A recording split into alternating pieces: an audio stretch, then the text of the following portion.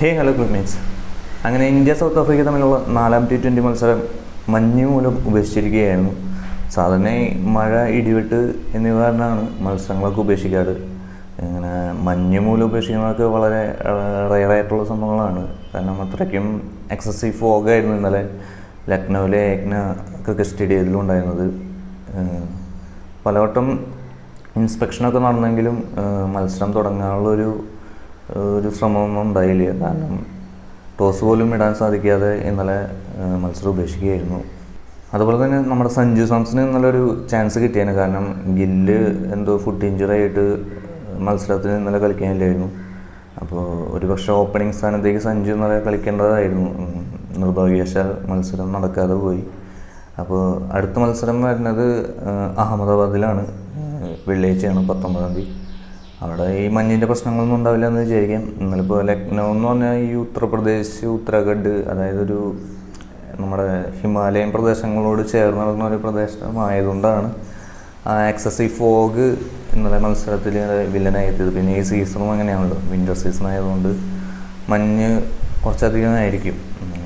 നാളെ ഗുജറാത്തിൽ നടക്കുന്ന മത്സരത്തിൽ മഞ്ഞിൻ്റെ പ്രശ്നം ഉണ്ടാവില്ല എന്ന് വിചാരിക്കാം. എന്തായാലും ഇന്ത്യക്ക് പരമ്പര പിടിക്കാനുള്ള ഒരു അവസരം കൂടിയാണ്. കാരണം അടുത്ത മത്സരം ജയിച്ചാലേ ഇന്ത്യക്ക് പരമ്പര സ്വന്തമാക്കാൻ സാധിക്കുകയുള്ളൂ. അതുപോലെ തന്നെ പരമ്പര സമനിലയാക്കാനും സൗത്ത് ആഫ്രിക്ക ശ്രമിക്കുന്നതായിരിക്കും. IPL 2026 ഓപ്ഷൻ ചൊവ്വാഴ്ച ഡിസംബർ 16-ാം തീയതി ആയിരുന്നു.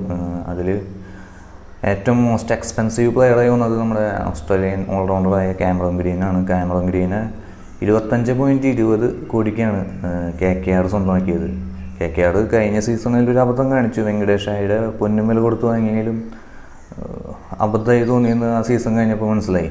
അപ്പോൾ ഇപ്രാവശ്യം വെങ്കടേഷ് അയ്യർ സ്വന്തമാക്കിയത് മുൻ ചാമ്പ്യന്മാരായ RCB ആണ്. RCB എനിക്ക് തോന്നുന്നു നല്ലൊരു പിക്കായിരിക്കും. കാരണം കഴിഞ്ഞ സീസൺ ഫോം ഔട്ടായെങ്കിൽ എല്ലാ സീസണും അങ്ങനെ ആവണമെന്നില്ലല്ലോ. ഒരു പക്ഷേ ഈ സീസണിൽ ഫോം ആയാലും. അപ്പോൾ അത്യാവശ്യം 7 കോടിക്കാണ് വെങ്കടേഷ് അയ്യരെ RCB സ്വന്തമാക്കിയത്. അതുപോലെ തന്നെ KKR അടുത്തൊരു എക്സ്പെൻസീവ് പ്ലെയർ മതീഷ പതിരാണനെ 18 കോടിക്ക്.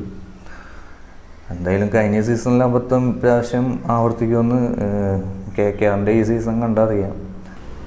അതുപോലെ തന്നെ CSKയുടെ ബൈ ശരിക്കും പിന്നെ അടിച്ചു. കാരണം 2 അൺക്യാപ്ഡ് പ്ലെയേഴ്സിനെ വളരെ നല്ലൊരു ഹ്യൂജ് എമൗണ്ട് കൊടുത്തു. അതായത് 30 ലക്ഷം ബേസ് പ്രൈസ് ഉണ്ടായിരുന്ന കാർത്തിക് ശർമ്മ, അതുപോലെ പ്രധാൻവീർ സിംഗ്, അങ്ങനത്തെ 2 അൺക്യാപ്ഡ് പ്ലെയേഴ്സിനാണ് CSK സ്വന്തമാക്കിയത്. സാധാരണ മുതിർന്ന താരങ്ങൾ, അതായത് കുറച്ച് എക്സ്പീരിയൻസ്ഡ് ആയ താരങ്ങൾ ചെന്നൈ ലേലത്തിൽ എടുക്കാറുണ്ടെങ്കിൽ ഇപ്രാവശ്യം കുറച്ചും കൂടി ഒരു നല്ല പുതിയ പ്ലെയേഴ്സിനെ എടുക്കുന്നുണ്ട്. പിന്നെ മലയാളികൾക്ക് സന്തോഷിക്കാനുള്ള കാര്യം, വിഘ്നേഷ് പുത്തൂരിനെ ബേസ് പ്രൈസായി 30 ലക്ഷത്തിന് രാജസ്ഥാൻ റോയൽസ് ടീമിൽ എത്തിച്ചിട്ടുണ്ട്.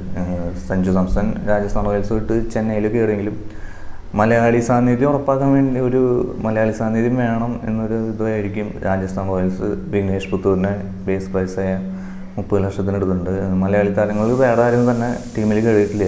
വിഘ്നേഷ് പുത്തൂർ മാത്രമാണ് IPL ഒരു ടീമിലെത്തിയിട്ടുള്ള ഏക മലയാളി താരം. അപ്പോൾ കൂടുതൽ ക്രിക്കറ്റ് വാർത്തകൾക്കും വിശേഷങ്ങളുമായി നിങ്ങൾ ഈ ചാനലൊന്ന് സബ്സ്ക്രൈബ് ചെയ്യുക. അതുപോലെ തന്നെ വീഡിയോ ഇഷ്ടമായ ലൈക്ക് ചെയ്യുക, ഷെയർ ചെയ്യുക, കമൻറ്റ് ചെയ്യുക. അപ്പോൾ അടുത്ത മത്സരത്തിൻ്റെ വിശേഷങ്ങളുമായി വീണ്ടും കാണാം. നമസ്കാരം.